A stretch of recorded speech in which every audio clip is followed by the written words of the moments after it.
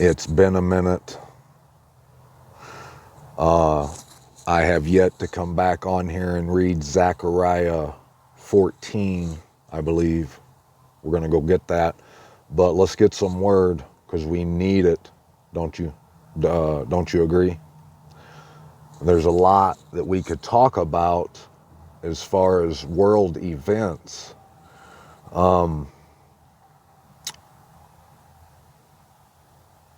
If you've looked at the news here the last few days, you see all the stuff going on in the universities, and don't think for a second that that's not orchestrated. And either side has a clue completely. So don't get caught up into all of that, because it's brought about for a reason. I mean, it's ridiculous, for one, because there should be outrage over thousands of children being destroyed, taken out, and the people supporting it, paying for it, all that kind of stuff. There should be. I mean, that's a given, but it's we're gonna have to do a little tiptoeing, if you know what I mean, because of all that, and that's why it's happening. And I've known that. We've read about it. We've seen how they plan to attack freedom of speech. And that's one way, and we read about it in the Word, about that power, that authority that the image has.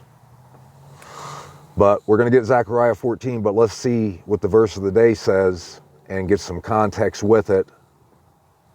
And you're going to see that it's relative to what we got going on. So it's Amos chapter 5, verse 24.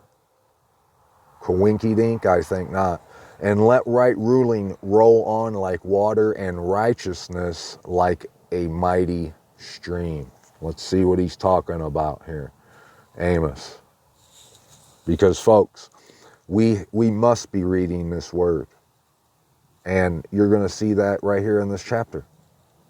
I'm only going to read chapter 5 to you, and there's something in Zechariah 14 that I want to show you that you need to see. You need to have your Berean boots on, suited and booted, baby, dialed in. Hear this word which I take up against you, this lamentation, O house of Yasharal. The maiden of Yasharal has fallen, not to rise again. She lies forsaken on her land, with no one to lift her up. For thus said the Master Yahuwah, the city that goes out by 1,000, well, that right there, let's pause right there. That right there already proves to be relative, to be the connected to what we've been talking about. We've been what have we been saying? We've been saying that you got to be blessed coming in and blessed coming out. Well, you're not blessed. I mean, do the math. So the city that goes out by 1,000 has 100 left. And that which goes out by 100 has 10 left to the house of Yasharal. I've looked at that several times, and your guess is as probably good as mine on what it's getting at. But I will say this, like I always do. I'm sure we'll be back here someday, and we'll eventually. It just like a lot of it has. There's been so much of it. I mean, just think. Yesterday, I took a picture of Flat Top Mountain, and that's the mountain that sits across the valley from Mount Zion. And I've proven all this, and anyone who doubts, come, let me show you the evidence, and and I'll change your mind if you really want to examine the evidence. And I got plenty. But I took a picture of the mountain of peaks and I put it on Facebook, and I put that verse from chapter 68 of Psalms in there, where a couple years ago I was reading, when all this started about the land, I was reading about the mountain of peaks, and little did I know that I would eventually drive right to it and actually see it, the real deal. And it means so much to this journey and to all the word, and it's all connected, and it's all been right on time, calculated and time precise.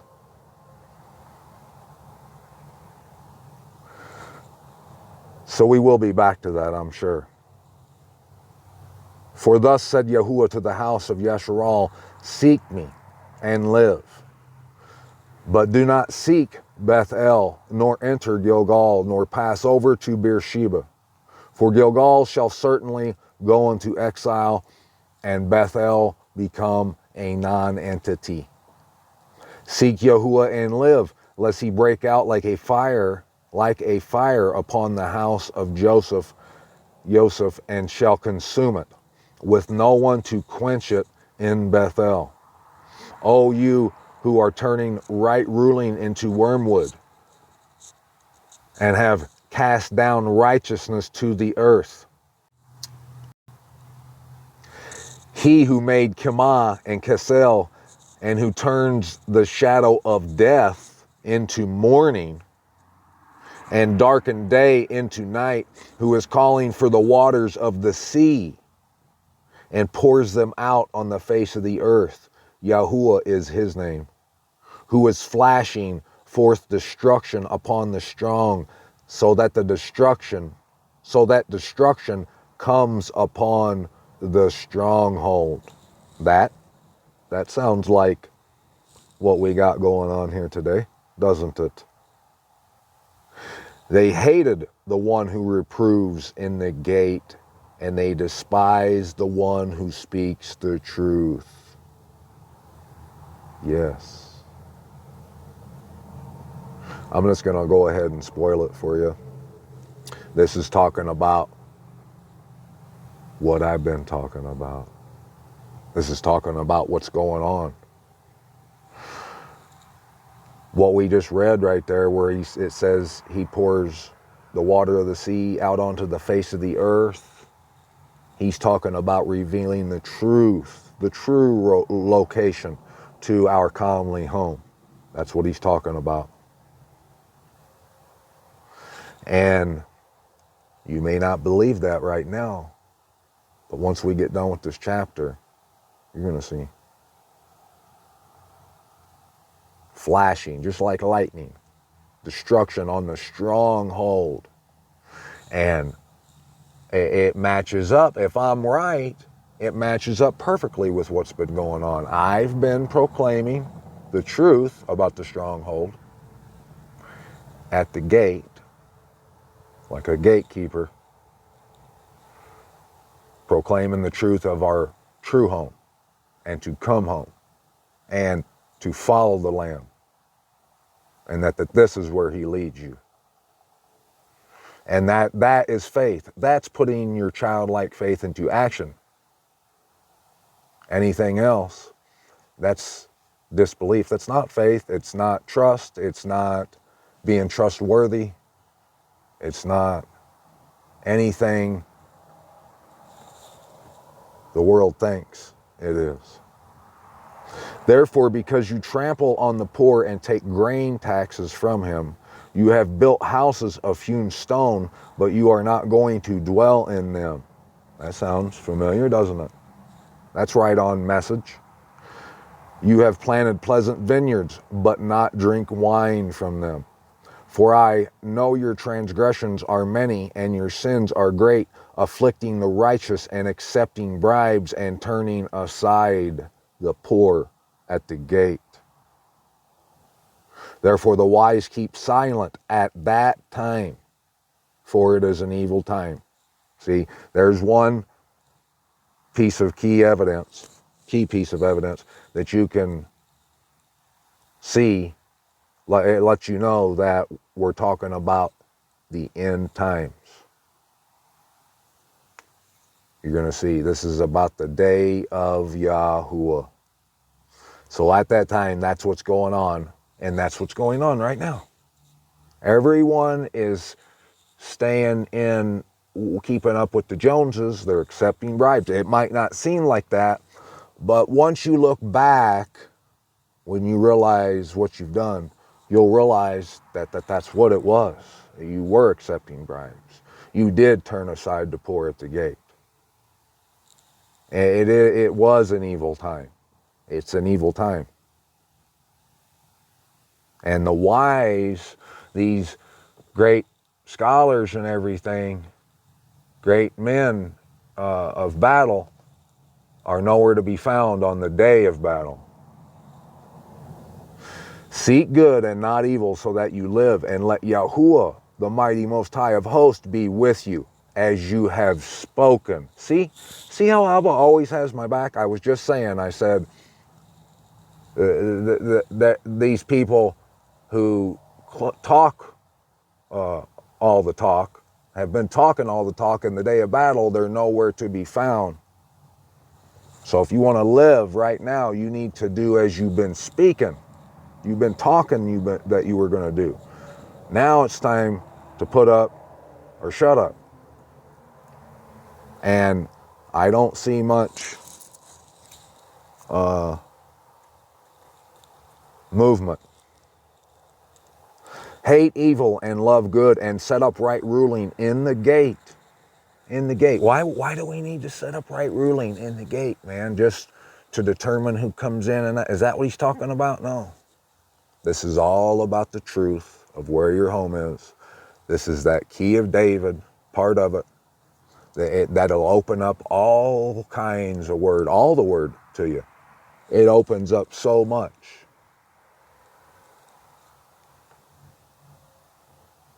And it's all about the gate, about home, about the city.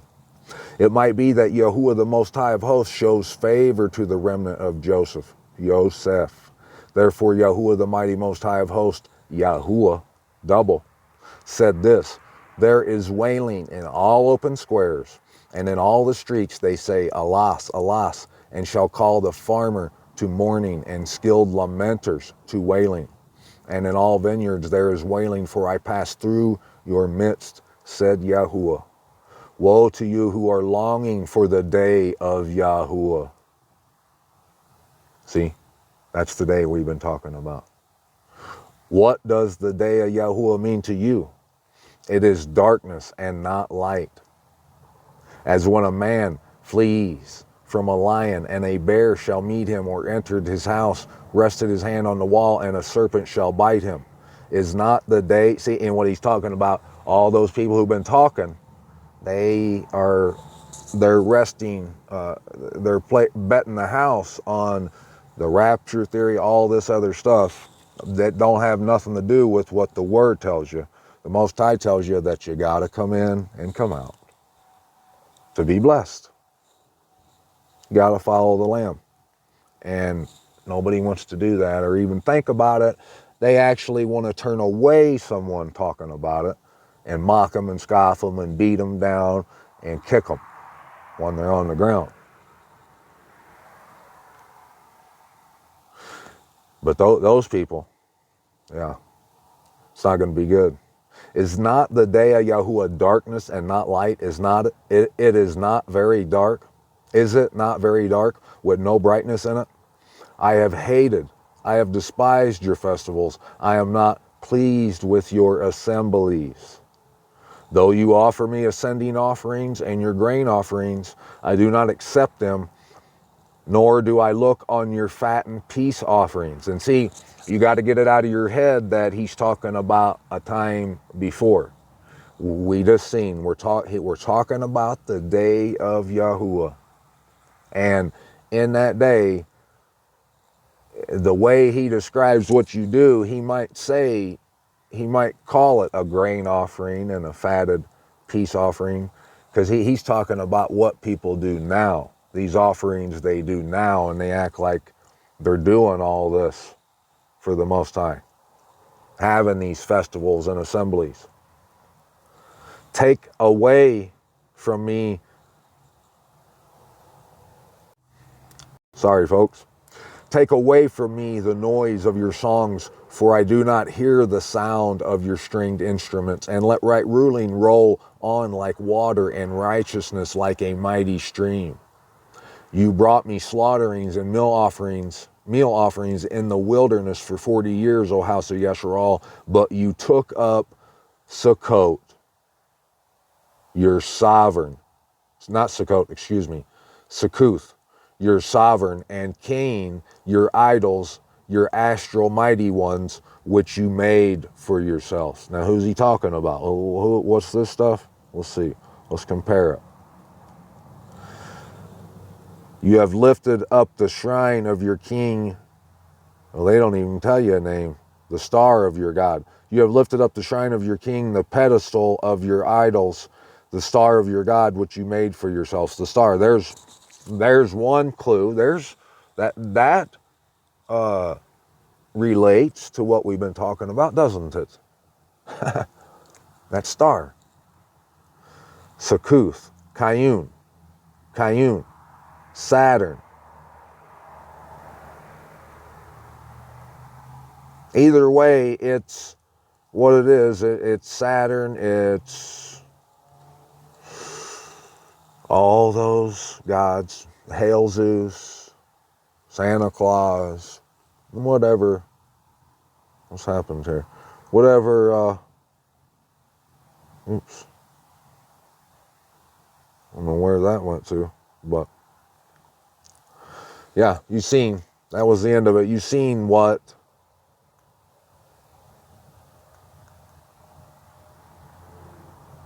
the beef, the Most High, or what it is, why the Most High has that beef with you. But let me ask you a question.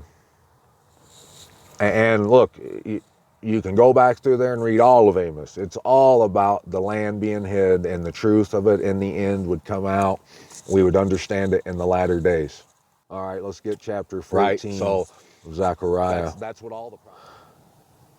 Verse 1. See, a day shall come for Yahuwah, and your spoil shall be divided in your midst. What day are we talking about now?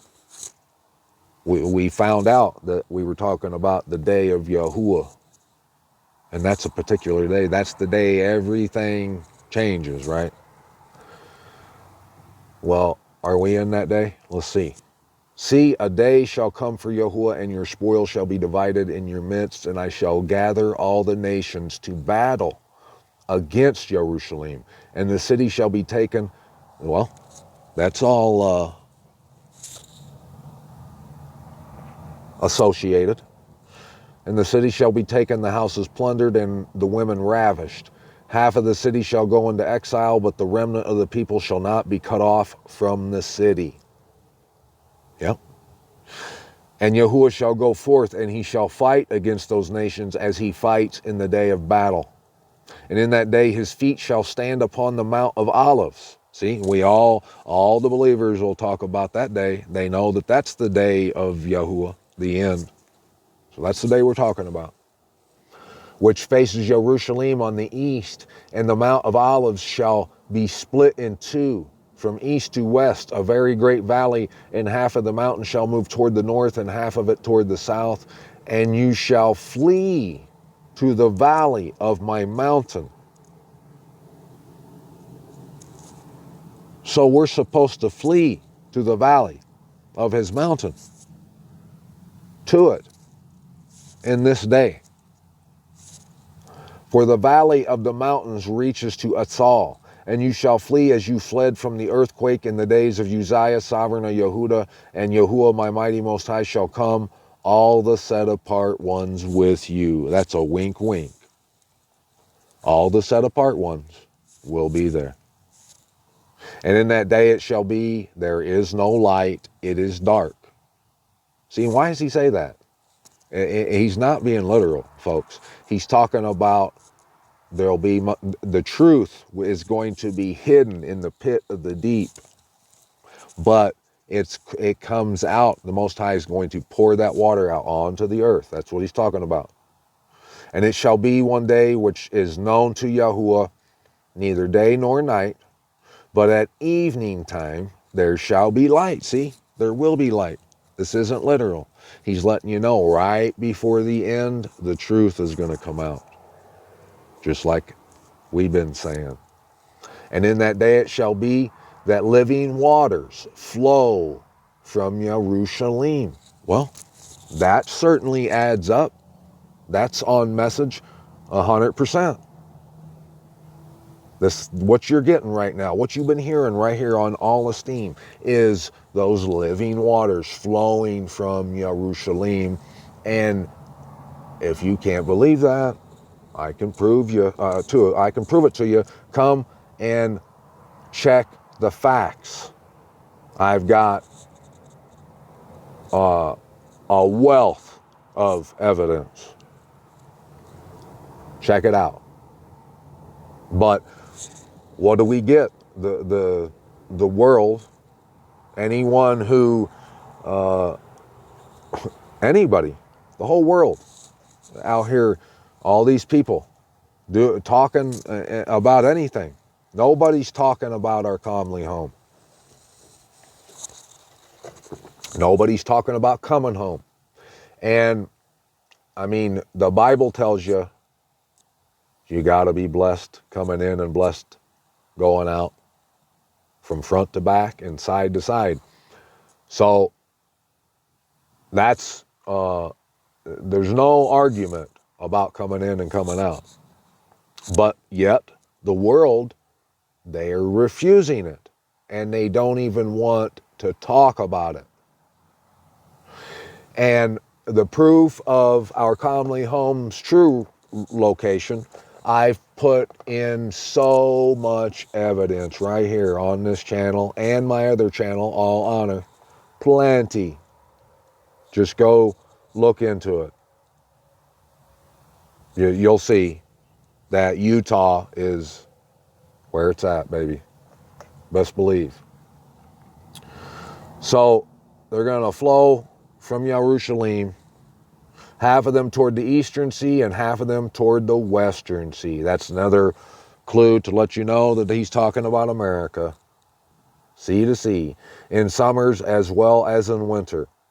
And Yahuwah shall be sovereign over all the earth. In all the earth. In that day there shall be one Yahuwah, and his name one.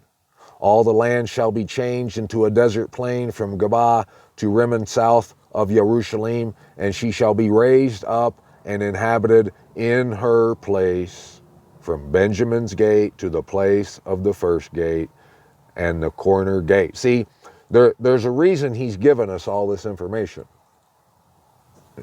He's letting us know that that's what's happening in the end. That's this light that he said he would give you in the end, at evening time. There would be light. He would turn dark nighttime into morning. He's letting you know that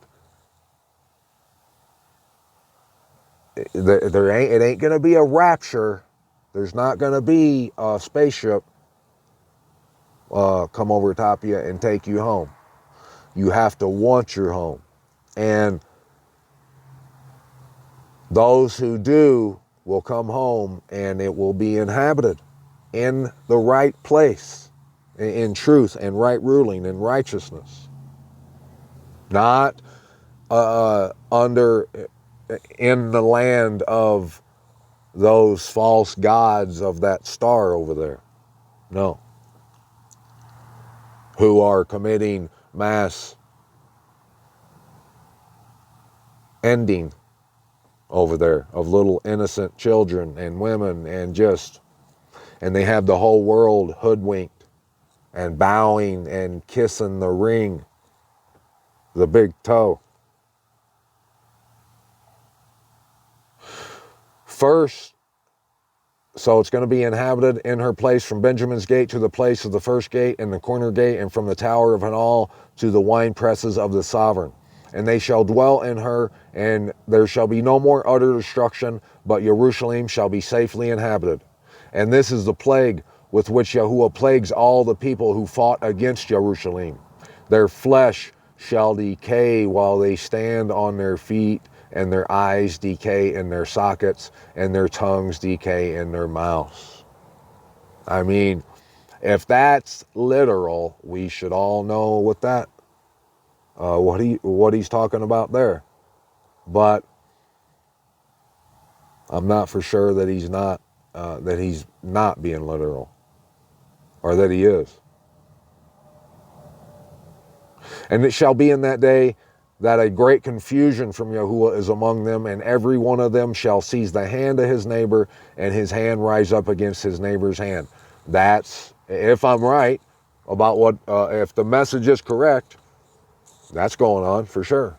Because, and if you, when you think about what the message is, you'll understand how this works, how this makes sense, because otherwise it wouldn't even make sense. How could you ever see a situation where people are literally holding the hand of their brother back or their neighbor from life, from living, from seeking life and returning to the Most High?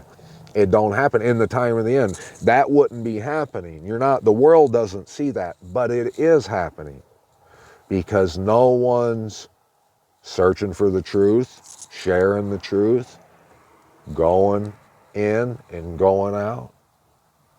No one cares. So that is happening. And Yehuda shall fight at Jerusalem as well, and the wealth of all the nations round about shall be gathered together, gold and silver and garments in great quantities. So also is the plague on the horse and the mule, on the camel and the donkey, and on all the cattle that are in those camps as this plague. So the plague's even hitting the animals, the camel, huh? And the donkey? Wow. And it shall be that all who are left from all the nations which came up against Jerusalem shall go up from year to year to bow themselves to the sovereign Yahuwah of hosts and to celebrate the festival of Sukkot. Thank you, Abba. See, he really does have my back, doesn't he? Because I was just saying that you got to come in and come out. And the reason he has my back is because that's the message, is the message that the Most High's given us throughout his word. That it's all about coming in and coming out. And if you ain't about it, you're Esau, which he hates. Bottom line. And I mean, I don't make the rules. You're going to get mad at the messenger, but how much understanding is used in that? If you shoot the messenger, I'm only relaying the memo. You gotta come in and come out, my friend. And it shall be that if any one of the clans of the earth does not come up, see, to Jerusalem to bow himself to the sovereign Yahuwah of hosts, on them there is to be no rain. And if the clan of Egypt, Mitzrayim, does not come up and enter in there, then there is no rain. On them is the plague with which Yahuwah plagues the nations who do not come up to celebrate the festival of Sukkot. This is the punishment of Egypt, Mitzrayim, and the punishment of all the nations that do not come up to celebrate the festival of Sukkot. In that day, set apart to Yahuwah, shall be engraved on the bells of the horses.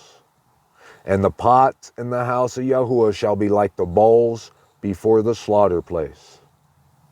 And every pot in Jerusalem and Yehuda shall be set apart to Yahuwah of hosts. And all those who slaughter shall come and take them and cook in them, and there shall no longer be a merchant in the house of Yahuwah of hosts in that day. I'm here to tell you that most of that wasn't literal. I mean, but what he's talking about is coming home right now, without directly saying it. He's telling you, you got to come in and come out in those days, but he's not saying that it's not going to literally rain on a nation. He's letting you know that the truth comes from coming and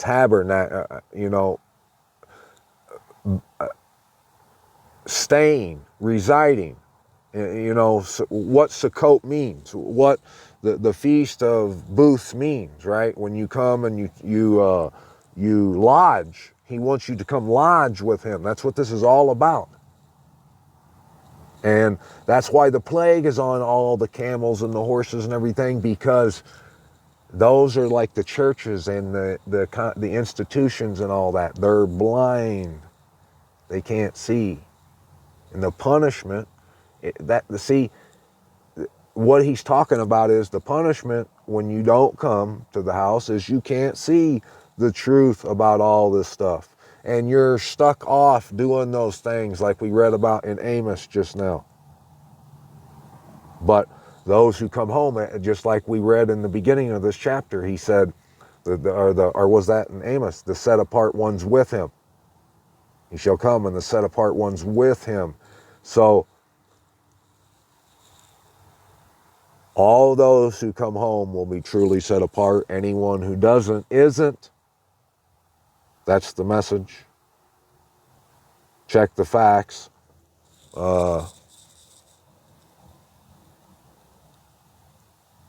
Yeah. Everything we read is talking about what's going on today, so that should let you know how much time we have left. I don't know the answer, but